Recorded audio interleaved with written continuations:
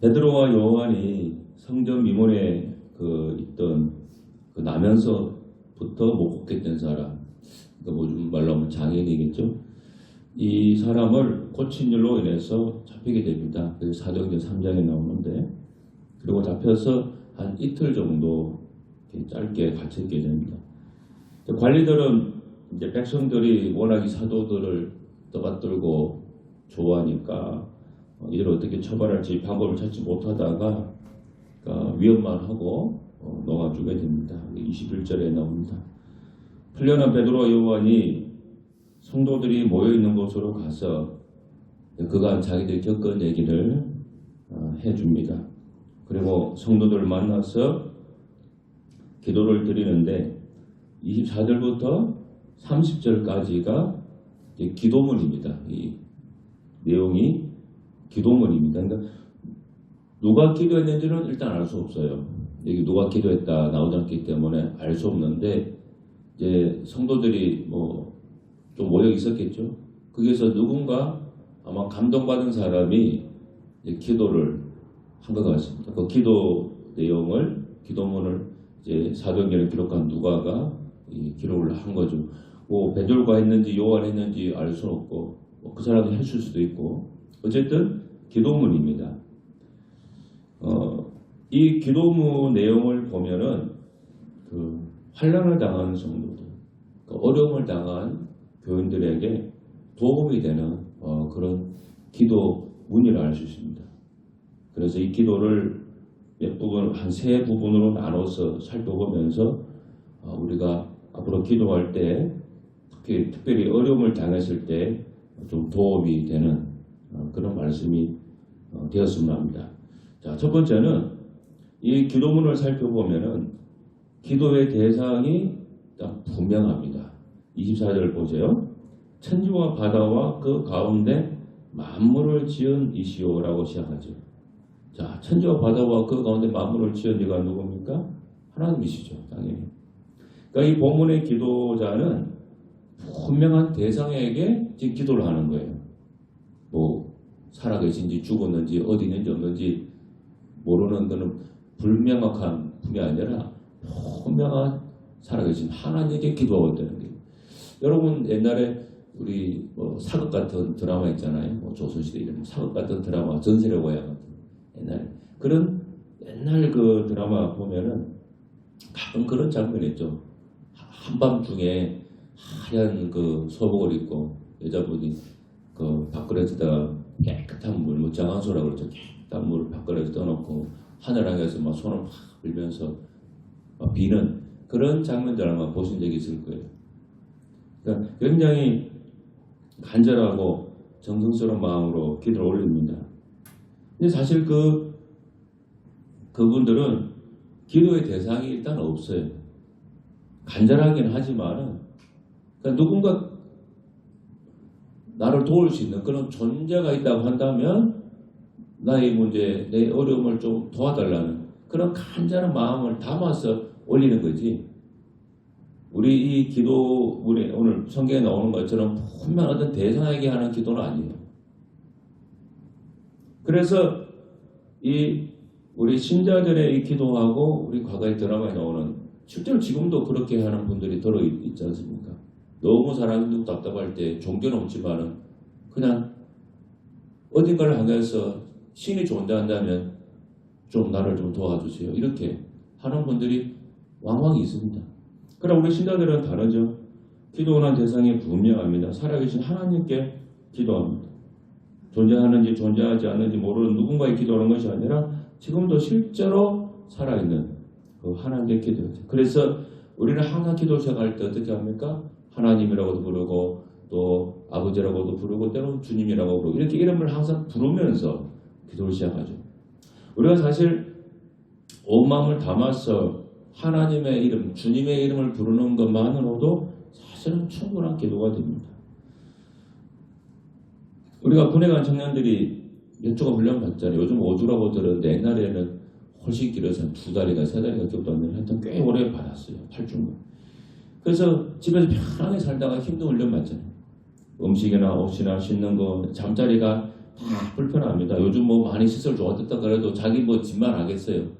우리가 어디 밖에 나가면 자기 집에서는 늘 비데만 쓰는 학생들이 밖에 나가면 큰 볼일 못 보잖아요. 비데만 쓰다 보니까.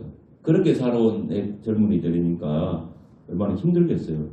그래서 훈련소 조교들이 훈련 그 중간 쉴 때 산 위에 뭐 높은 산에 올라가서 훈련받는 그 우리 군인들한테 선제로 고향을 향해 어머니 힘차게 부르라고 시켜요. 요즘도 그렇게 하는지 모르겠습니다. 옛날에 저희 훈련 받을 때는 꼭 그렇게 시켰어요. 열심히 고생시켜놓고 산에 올라가서 고향 향해서 어머니 향해 어머니라고 부르라고 시키더라고요. 그러면요 그때 어머니라고 부르면 거의 대부분 다 웁니다 일단. 왜냐하면 너무 힘들어가지고 소를 못 거치니까 막 우는 거예요. 요즘은 구타도 거의 없지만 제가 80년대 군대 갈 때는요 뭐 구타도 있었고 실제로 많이 때리고 그랬습니다. 그리고 요즘은 뭐 침대 생활하고 샤워할 때 뭐 샤워기를 하나 보겠습니다. 저희들은요 샤워할 때도 물도 비누칠 다 했는데 나오라 그래요. 시간 됐다고. 그렇게 했었습니다. 그럼 비누칠 칠한 채로 어디 고 나가야 돼요. 그렇게 훈련을 시켰다. 일부러 그렇게 하는 것 같아요. 요즘은 그렇게 하면은 아마 바로 신고 당하는 거예요. 비누칠 해가지고 이제 물 떠서 헹구려고 하는데 다 나오라 그래요. 그러면 그다음으로 그냥 옷 입고 나가야 됩니다. 그렇게 훈련 받았으니까 얼마나 이 소리 복받칩니까? 너무 부르면 거의 대부분 다 불어요. 그래서 누군가를 생각하며 내 앞에 있지는 않지만은 그 어머님을 부르는 그것만으로도 그때 훈련장들이 그 흔들렸던 마음을 잡습니다. 그러냐 엄마 생각해서 내가 이 훈련 마지막 잘 받아야지 그런 마음이 생겨요. 우리가 기도할 때 마음을 다해서 주님의 이름 아버지라고 부르는 것만으로도 사실은 큰 힘이 됩니다. 우리 힘들 때는요 막 구구절절 막 내가 이것도 힘들고 저것도 힘들고 막 얘기할 필요 없고 그냥 뭐 집에 있었든 예배당에서든 하나님 혹은 주님 혹은 아버지라고 마음을 다 담아서 부르면 그 자체로도 충분한 기도가 된다는 거예요. 어떤 목사님이 이제 신학교를 졸업하고 시골에 있는 작은 교회에 이렇게 부임해 간 분이 있었습니다. 그때는 이제 목사가 아니고 목사 되기 전에 우리 전우사님이라고 부르잖아요. 젊은 전우사님이었어요. 근데 그 교회에 매일 새벽기도에 나오는 남자 교인이 있었습니다. 이분은 새벽기도가 끝나면은 한 20-30분 기도하다가 집으로 돌아가시는데 이분 기도가 뭐 시골 교회니까 교회가 작으니까 기도 소리 다 들릴 거 아니에요. 근데 이분은 기도할 때 다른 기도는 하지 않고 늘 이렇게 기도하더랍니다. 아이고 아버지 이거만 하더래요. 아이고 아버지 하고 또 한참 있다가 아만 안 하다가 또 아이고 아버지 이렇게 요거만 한 20-30분 하다가 그날 집으로 돌아가시더래요. 그래서 이 젊은 전사님은 생전에 그런 기도를 들어본 적이 없어서 아유 무슨 저렇게 이상한 기도를 하고 하시나 그런 생각이 늘 가지고 있었어요. 그러다가 얼마 후에 이 전사님이 그 남자 성도의 삶의 형편을 듣게 되었습니다. 몇 년 사이에 아내와 자식들을 잃고 홀로 되신 그런 분이었어요. 그러니까 이 전사님에게 이분이 이렇게 어려운 상황에서 하나님께 도대체 무슨 말을 할 수 있겠나 싶었다 그래요. 그러니까 이 남자 성도는 인간의 말로는 다 도무지 표현할 수 없는 자신의 그 복잡한 그 감정, 그 생각을 아이고 아버지라는 이 한마디로 그냥 표현을 한 거예요. 우리 사람이 그렇잖아요. 너무 힘들면요 말이 안 나옵니다. 속에 막 힘든 것이 그냥 삶이 너무 힘들고 괴로운데 그걸 말해야 되는데 말이 안 나와요. 그냥 우리 그래도 한국 사람들 제일 많이 하는 말은 뭡니까? 아이고 죽겠네 그 소리 아니에요. 그 말 속에 다 들어가 있는 거 아닙니까? 사실 내 모든 게 그런 거예요.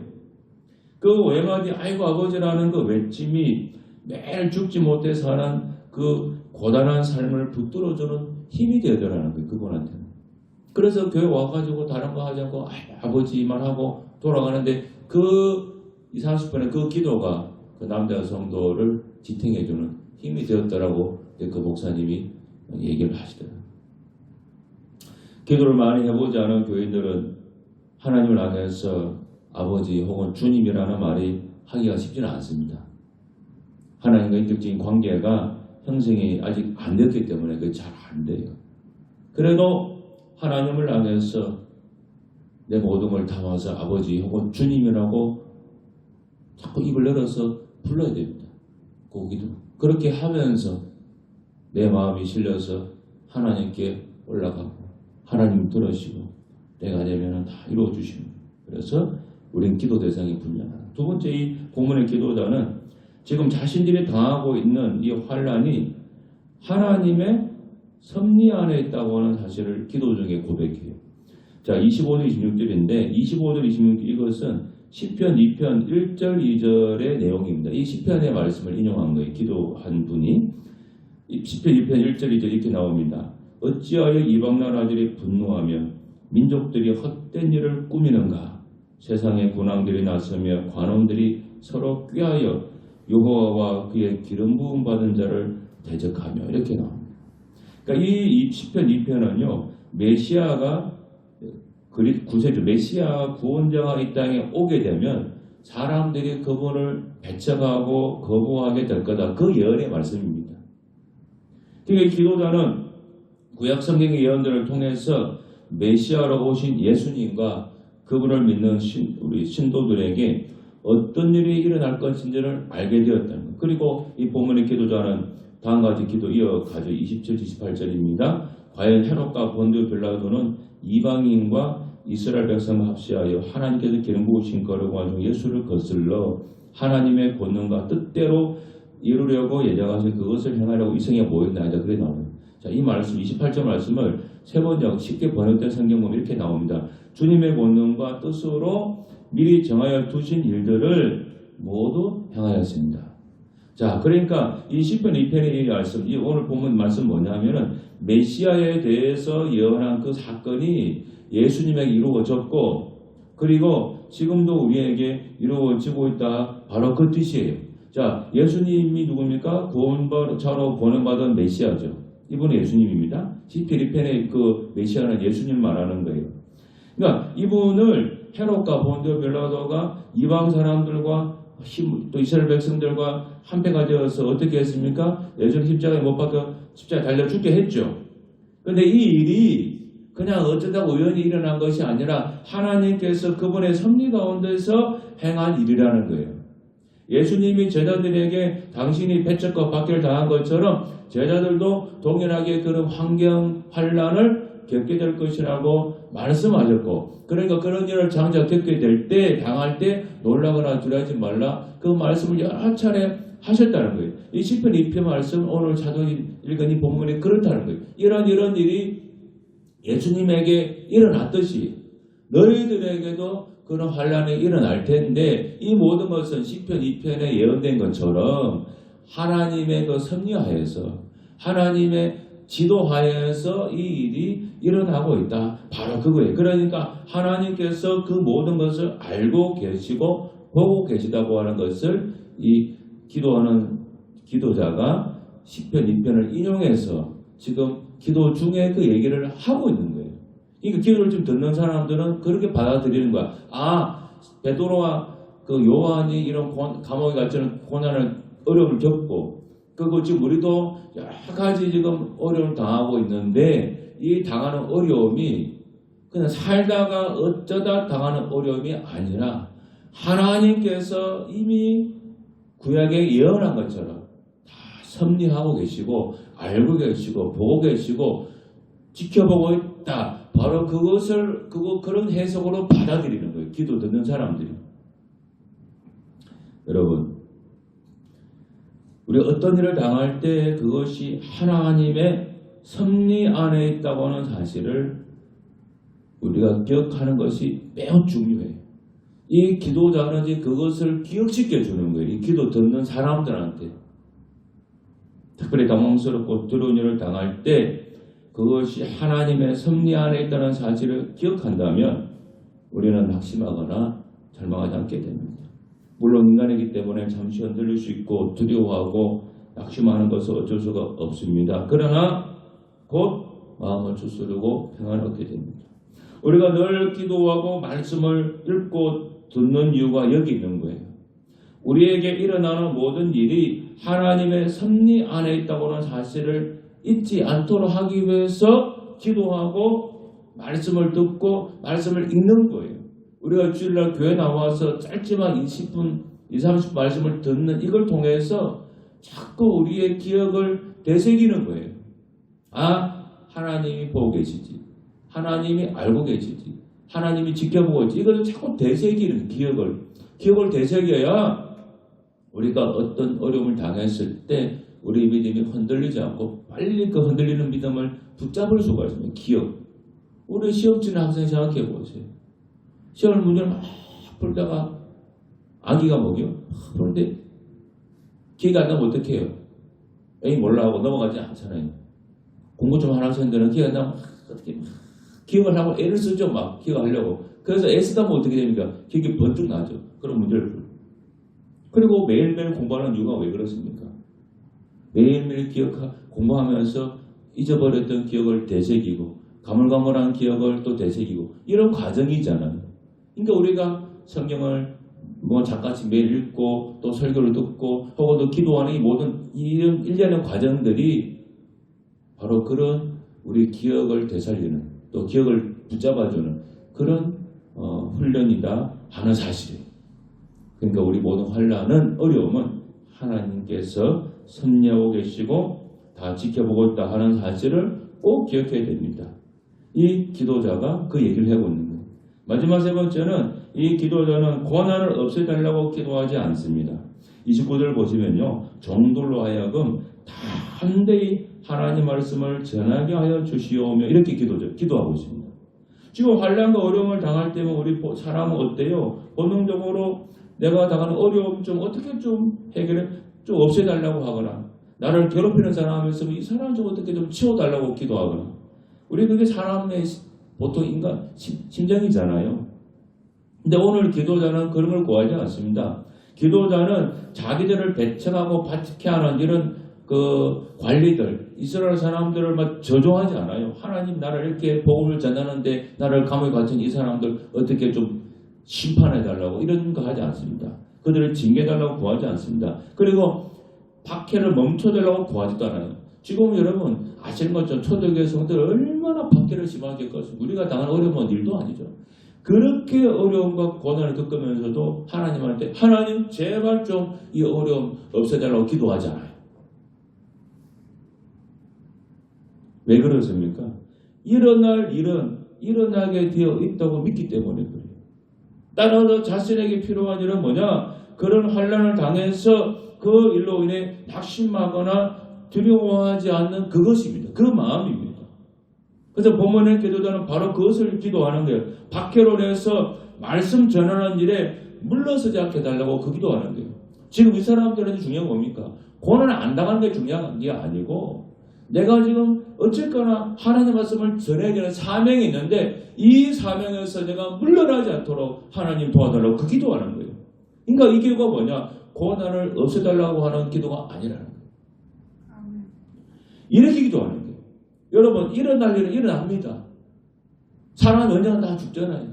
그리고 사람이 살아가면서 한 번도 안 아픈 사람 누가 있어요?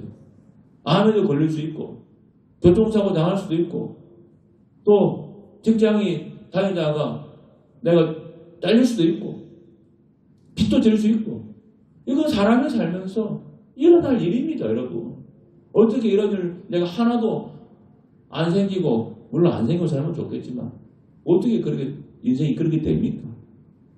그러니까 이 기도자는 그걸 기도하는 거예요.